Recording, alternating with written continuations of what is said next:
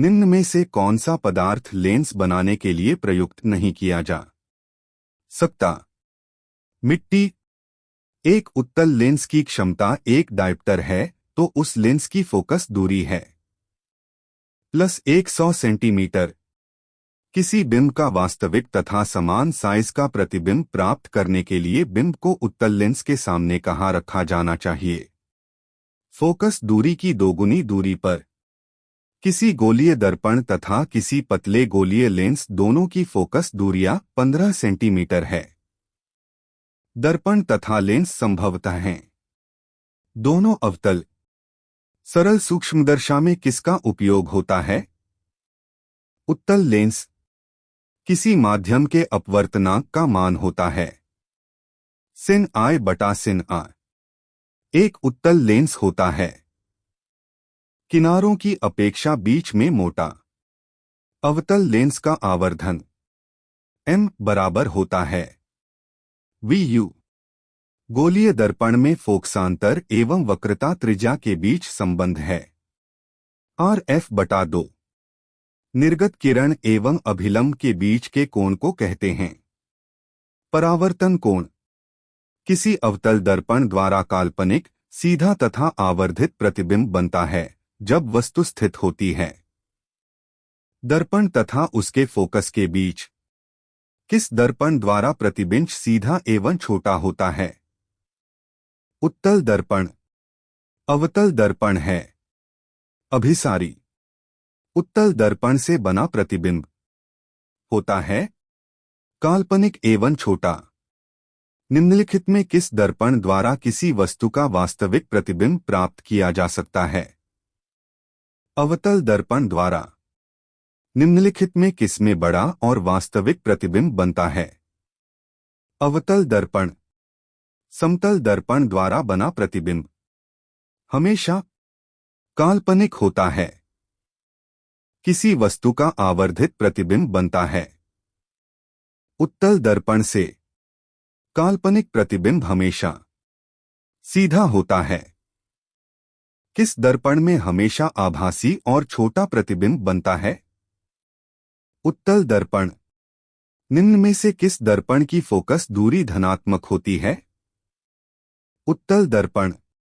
गोलीय दर्पण के ध्रुव और फोकस के बीच की दूरी को कहते हैं वक्रता त्रिज्या।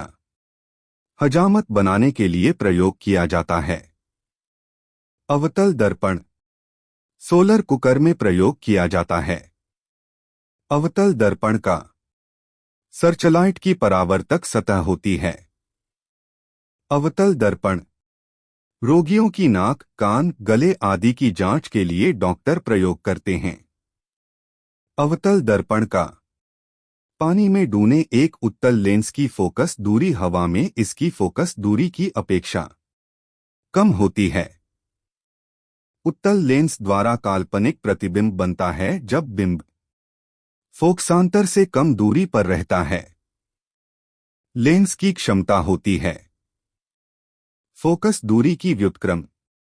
उत्तल लेंस में जब बिंब f और 2f के बीच रखा जाता है तब बना प्रतिबिंब होता है बड़ा और वास्तविक।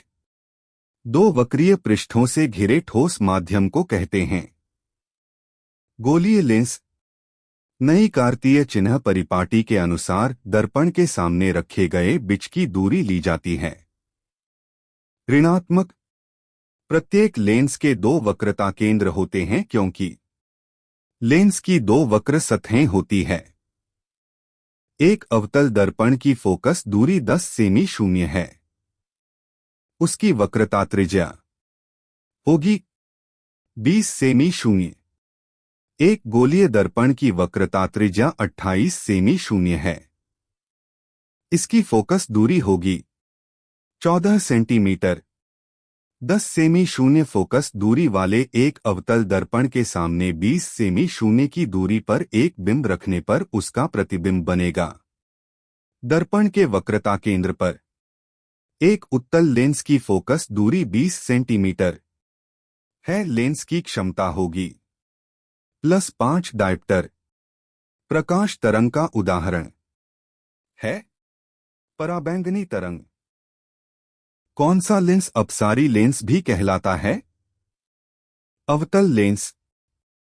निम्नलिखित में से कौन उत्तल दर्पण की फोकस दूरी है जिसकी वक्रता त्रिज्या 32 सेंटीमीटर है?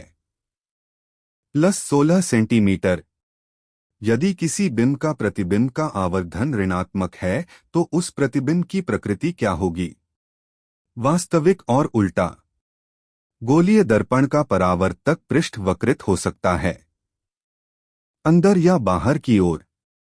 वह गोलीय दर्पण जो अंदर की तरफ वक्रित हो कहलाता है। समतल दर्पण। वह गोलीय दर्पण जो बाहर की तरफ वक्रित हो कहलाता है। उत्तल दर्पण। गोलीय दर्पण के परावर्तक पृष्ठ के केंद्र को दर्पण का कहा जाता है। ध्रुव। गोलीय दर्पण का वक्रता केंद्र को किस अक्षर से निरूपित किया जाता है? ओ। किसी लेंस द्वारा उत्पन्न आवर्धन का सी मात्रक क्या है? मी। निम्न में से किस लेंस की फोकस दूरी धनात्मक होती है? उत्तल लेंस।